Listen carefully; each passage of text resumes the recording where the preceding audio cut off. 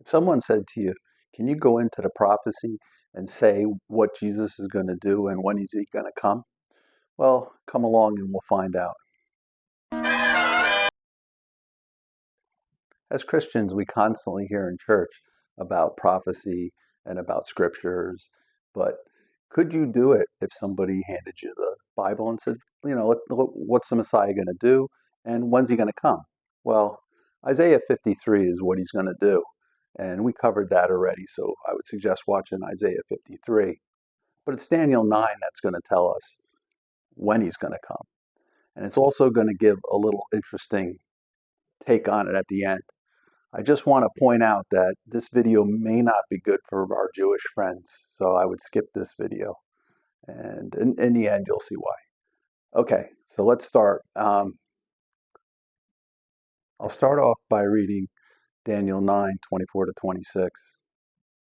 70 weeks are determined upon the people and upon the holy city to finish the transgression and to make an end of the sins and to make reconciliation for iniquity and to bring in everlasting righteousness and to seal up the vision and prophecy and to anoint the most holy. Know therefore and understand that from the going forth of the command to restore and build Jerusalem unto the Messiah the Prince shall be 7 weeks and 62 weeks. The street shall be built again, and the wall, even in troublous times. And after 62 weeks the Messiah shall be cut off, but not for himself, and the people of the prince shall come and destroy the city and the sanctuary, and the end thereof shall be with a flood, and unto the end of the war desolations are determined. Okay, so let's start breaking this down a little bit and see if we could throw some numbers at it. Now, if you remember from my time video, ages and stuff like that, they're not exactly the way we calculate ages. So I just want to say that when they say the start, 70 weeks are determined, this is Jesus's entire mission here. It's 70 weeks. But the weeks are actually years, and you couldn't find that out until actually after it happened. That's the crypticness of the Bible. So here's what I want to say. So it's 70 weeks. So they said 7 weeks, and then 62 weeks, which is 62 weeks. So it's 7 weeks plus 62 weeks, which gives you 69 weeks, which is actually 483 years. So let's do the calculation here. I'll throw up a piece of paper and we'll write it down. So we learned from Ezra 7.1 that Artaxerxes gave the command to rebuild the city and the temple, and that Artaxerxes gave that command in his 7th year, actually 7th year, 5th month of his 7th year. So now his 7th year started at the 6-year anniversary. That starts the 7th year. So actually, in our terms, we might say it's 6 years. It's 6 years, but they calculate it the same way people do centuries. Like the first century from 0 to 100 is the first century. They do the same thing. So we have to be careful when we work with these numbers. So it's actually 6 years and 5 months by the way we calculate time.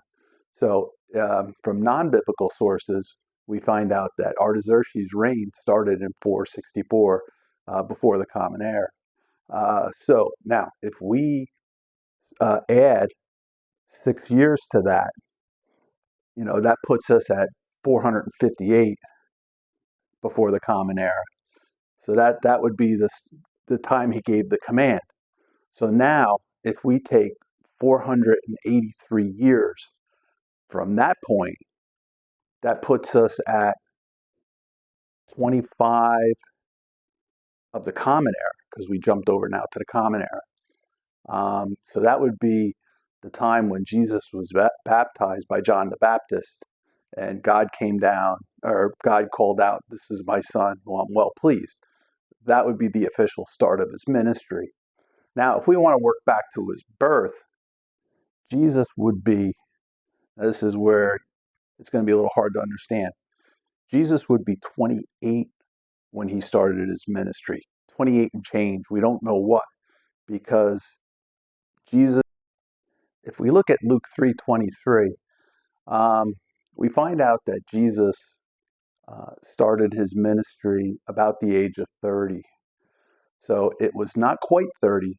So that would mean he's in his 29th year. So once you cross 28, your birthday at 28, after that you're in your 29th year. So Jesus would be 28. So if we subtract 28 from the 25 from the Common Era, it puts us about 3 BCE. That would be about the birth of Christ. It could be 2 BCE, somewhere in that area, because we don't know what month, of his 28th year or 29th year that Jesus started his ministry. But this gives us a ballpark.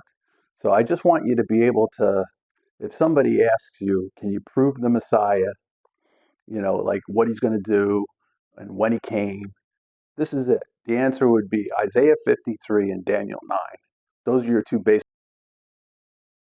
Let's wrap this whole thing up. I want to go back to Daniel 9:26. I'm going to pick up in the middle of the verse. And I'm going to say, the Messiah shall be cut off, but not for himself, and the people of the prince shall come and destroy the city and the sanctuary. Well, we know that the city and the sanctuary are already destroyed. So this is our proof. There is no other Messiah coming. This is the definite proof. The Jews are still waiting for the Messiah to come. The temple is destroyed. The time is finished. Now, also, I want to wrap up. Jesus' ministry, this is a point of contention. A lot of people say it was 3.5 years.